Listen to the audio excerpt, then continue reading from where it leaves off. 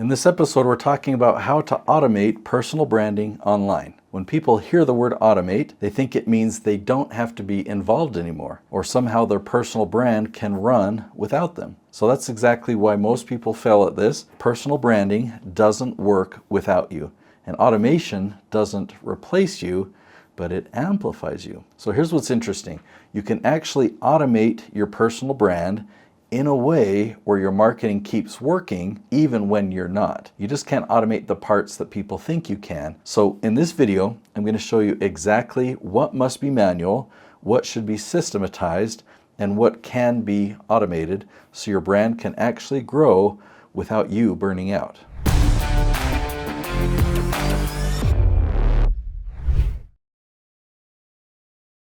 Let's clear something up. Personal branding is not your colors. It's not your logo, it's not your templates, it's not even your process. Your personal brand is this: who you help, the problem you solve, and the result you deliver. That's it. That's what people remember, that's what people search for, and that's what people trust.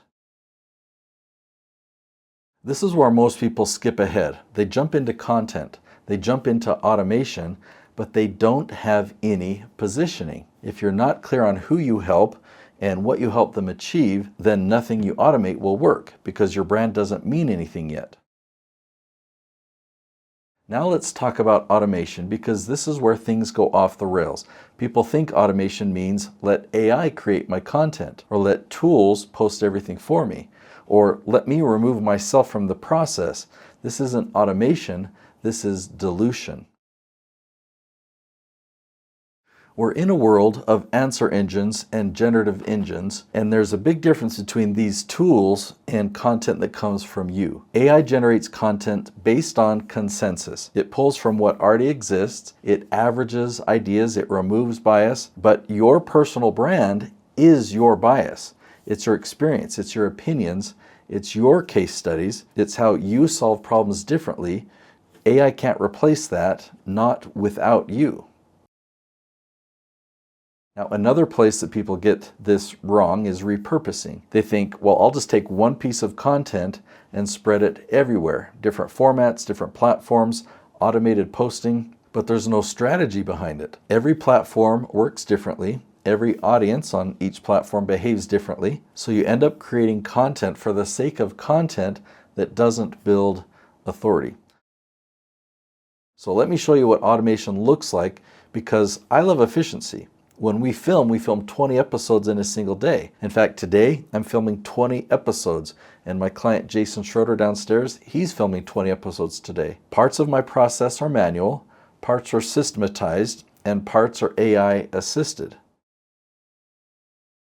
Now the research is manual. We have to find the questions that our audience is actually asking. This can't be automated. We've tried. We dig, we analyze, we validate, and this part is work. There's no shortcut that I've been able to figure out, but it's also one of the most rewarding parts of the process, because as you dig, you start to see patterns. You start to see opportunities. You're not just finding content ideas, you're finding pathways, and you start to see the bridge between people who need your help, who don't even know you exist yet, and how they can discover you and trust you and eventually hire you. Because now you're not guessing, you can see it clearly. You can see categories where if you just show up and answer these questions, you can dominate that space. You can become the go-to voice, the thought leader. So yes, it takes effort, but that's the part that makes everything else worth it. Now, once we have the topics, this is where AI becomes powerful. I don't have AI write all my content, but I have it pull my content out of me. I tell it the topic, and I have it ask me questions to extract my experience, to extract my opinions and my biases. And here's what's interesting. I'm actually spending a lot more time doing this, but I'm less strained.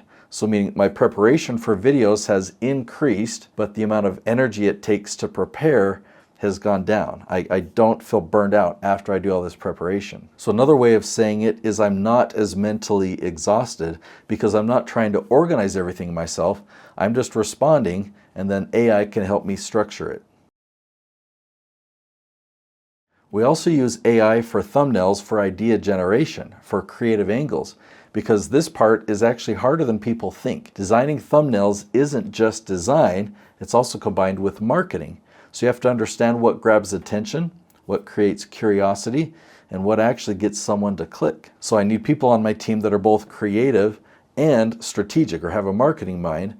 And even then, it can be really exhausting for them because we're designing hundreds of thumbnails every single week. And so it's hard for them to stay at peak creativity over and over and over again. So that's where AI has become a game changer. It doesn't replace my team, but it really supports them, and it helps give us fresh ideas and new angles, different ways to approach the same topic. So instead of starting from scratch every time, we start with momentum and we take those ideas, we manually then create the thumbnails, which is why they actually perform better. Now in another area, editing, we use AI to speed things up. We still use humans, but AI has helped us become a lot more efficient. So now let's talk about automation and where automation really kicks in. Because our strategy is so precise, these videos aren't just content, but they're actual assets. Each video answers a specific question, and each video ranks in search on Google, YouTube, and ChatGPT. Each video builds trust. So when we film 20 episodes a day and then we publish those 20 videos over time, they don't just go out once, they keep working. They show up in YouTube search for years. They show up in Google search for years. They show up in ChatGPT probably for years, but it hasn't even been around for that long. But every new video that we create and launch, it adds momentum. So this is where marketing becomes automated. I can schedule everything in YouTube Studio. I don't have to be there when it publishes, but more importantly, the content keeps working. I could take a month off and my marketing is still moving forward. I could come back 2 years later and those videos are still generating traffic. So every video becomes an automated marketing asset. Most people are automating the wrong things. They're automating content creation, they're automating posting, or they're automating distribution, but they're not automating results because there's no strategy behind what they're doing. This is the opportunity right now. Your competitors are doing it wrong. They're blending in, they're creating generic content, they're relying on automation to replace them.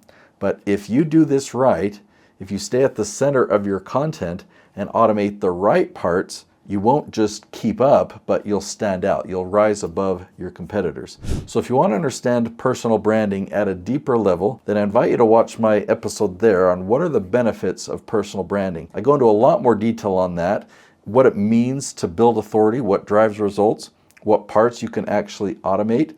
I put a lot into that video, and I think it'll give you the clarity that you need to do this right. I'll see you there.